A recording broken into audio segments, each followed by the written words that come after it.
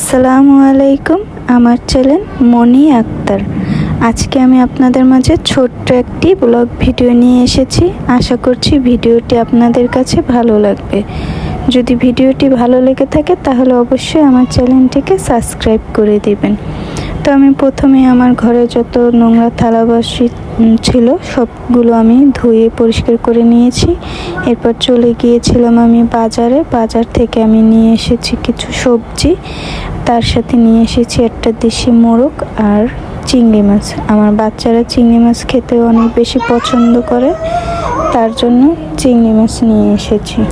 এই তো এখন আমি সব বাজারগুলো বের করে গুছিয়ে রাখবো, আর আমি যা যা রান্না করব সব কিছু আমি ধুয়ে বেছে কুটে নেব, কারণ আমি সব ভিডিওগুলো করতে পারিনি। আমার বাচ্চারা খুব বিরক্ত করতেছিল। এই তো আমি ভাত বসিয়ে দিয়েছি। এখন আমি এই ফাঁকে সব মুরগি, মাছ, পেঁয়াজ, মরিচ সব কিছু কেটে গুছিয়ে নিয়েছি। এখন আমি চুলোয় রান্না বসিয়ে দেব। এখানে আমি চিংড়ি মাছ ভুনাও বসাবো। প্রথমে আমি মুরগি রান্নার ভিডিওটা করতে পারিনি, কারণ বাচ্চাদের জন্য যতটুকু পেরেছি করেছি। আশা করছি আপনাদের কাছে ভালো লাগবে। তো আজকের ভিডিওটা এই পর্যন্তই। সবাই ভালো থাকবেন, সুস্থ থাকবেন। আল্লাহ হাফিজ।